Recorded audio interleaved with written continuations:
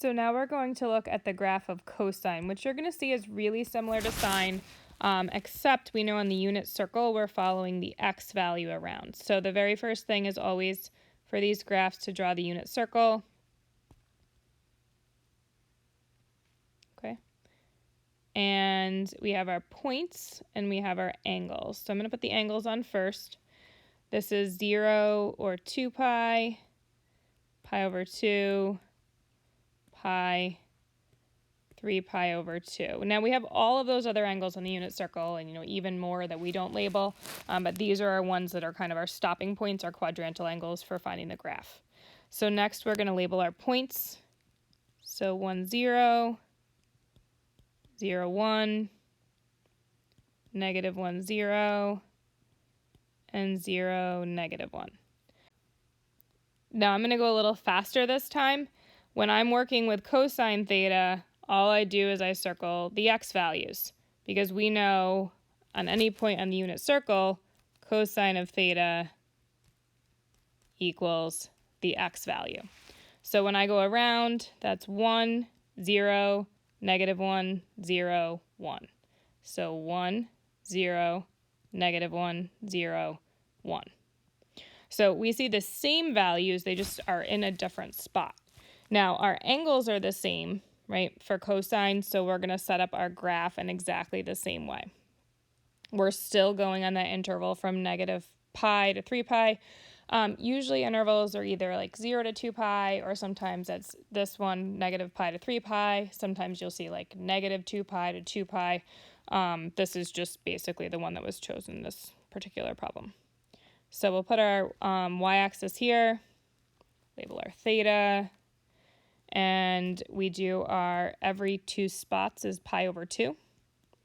Or we're counting by 90s basically for every 2. I mean, technically we're counting by 45s if you want to think about that space in the middle, but this is all we need to label.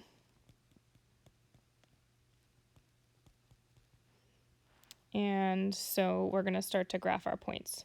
So 0, 1, we'll put our 1 up here. Okay. Pi over 2, 0. Pi negative 1. 3 pi over 2, 0. And 2 pi 1.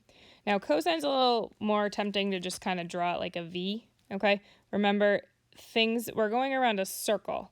Okay, so it's not like it's straight lines back and forth there. So it has that same type of curve as you're going through. Now, once again, if we go around the circle, we're going to get the same thing if we continue going around the circle.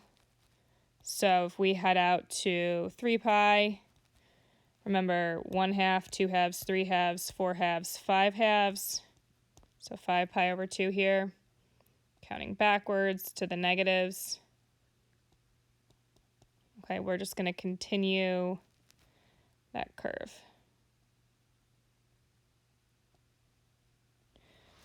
So on the next page, we're actually going to compare these two graphs, but it should look pretty similar to sine. It's just if we look at this blue chunk, right, that chunk that starts with the y-intercept, it just has a different starting spot.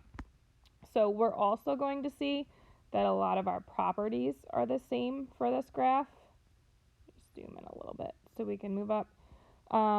Except for the first one. So the y-intercept of cosine theta is actually 1, whereas for sine it's 0. But the highest it goes is 1, max value. The lowest it goes is negative 1, min value. And then our 3 qualities of trig graphs. The midline, right, is still y equals 0.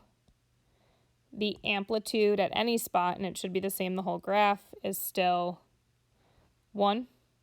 And the period, how long it takes to complete its cycle before it starts over again, still going around a circle, is 2 pi, right? That's the reason we get that, that pattern or that period. So the period of the graph, the time to complete one cycle, is 2 pi. So on this last page, we have, if you flip over, we have graphs, and this is just kind of a little summary of what we did. So here we have the graph of sine of theta. You see there's more values on here. We just put these values, okay? So it's a little more exact, okay?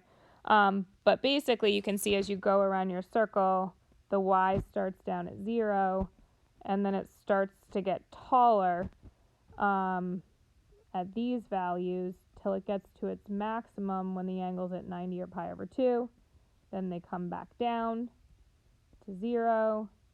They work their way down to -1, and then they work their way back up to 0.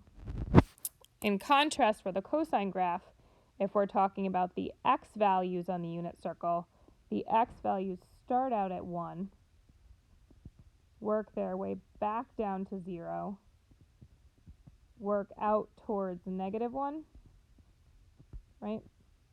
Back to 0, and finally over to 1.